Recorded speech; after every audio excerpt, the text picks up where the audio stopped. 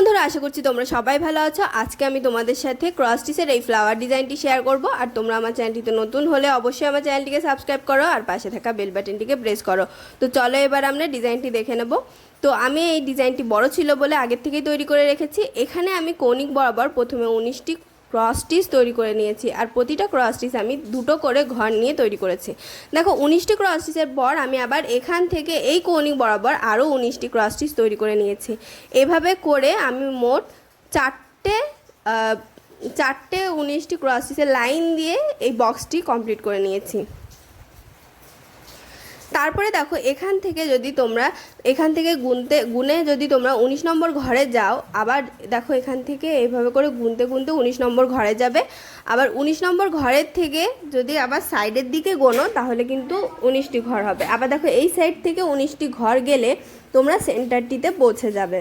তো দুই সাইড থেকে যে কোনো দু সাইড থেকে যদি 19 নম্বর ঘরে যাও তাহলে সেটাই কিন্তু তোমাদের সেন্টার হবে। তো এই সেন্টারে আমি ব্লু কালারের উল ইউজ করেছি, তার পাশে দেখো সাদা রঙের উল দিয়ে আমি কমপ্লিট করেছি। তো এই ফুলটি আমি দেখো এখান থেকে এই সেন্টার থেকে এইদিকে দেখো 3টে ক্রস স্টিচ আছে, আবার এইদিকে 3টে ক্রস স্টিচ। তো চারদিকে কিন্তু 3টে করে ক্রস স্টিচ আছে প্লাস চিহ্ন আকারে। তো তারপরে দেখবে এই 3টে ক্রস স্টিচের লাইনের পরে কৌণিক বরাবর এখানে আছে 4টে ক্রস স্টিচের লাইন, আবার এখানে 3টে ক্রস স্টিচ ভি শেপ আকারে এখানে কিন্তু তৈরি হয়েছে। আবার দেখো 4টে ক্রস স্টিচ দিয়ে আরেকটি ভি শেপ।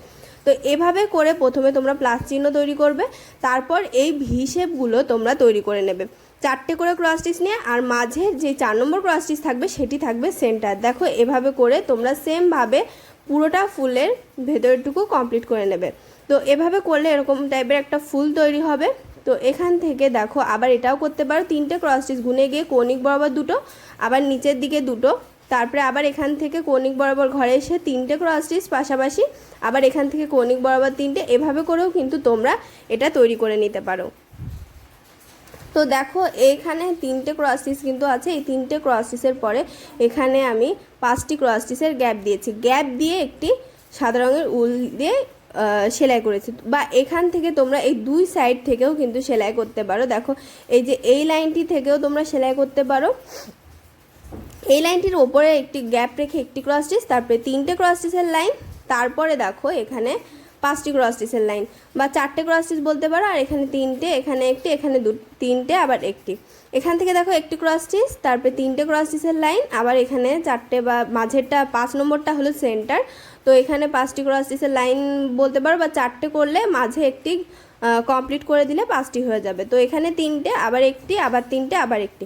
তো এভাবে করে এই কোনাগুলো যে সাইডে আছে সেসব জায়গায় আমি এই ওপরের এই দুটো তৈরি করে নেব। দেখো আমি ওপরের দুটো কিন্তু তৈরি করে নিয়েছি। এটি তৈরি করার পরে এই বরাবর দেখো এই বরাবর ভি শেপ তৈরি করেছি। প্রথমে আমি এখানে দেখো এখান থেকে দুটো ভি শেপ তৈরি করার পরে এখানে আমি মোট 4টে ক্রস স্টিচ তুলেছি, আবার এই দিক থেকে 4টে, মাঝেরটি কিন্তু সেন্টার। তো এইভাবে করে আমি দুটো ভি শেপ পরপর তৈরি করেছি, যার ফলে কিন্তু এই ডিজাইনটিও তৈরি হয়ে গেছে। দেখো প্রতিটা কোণায় কিন্তু এই ডিজাইনটি কমপ্লিট করে নিয়েছি। আর এখান দিয়ে আমি ব্লু কালারের উল দিয়ে কমপ্লিট করে নিয়েছি।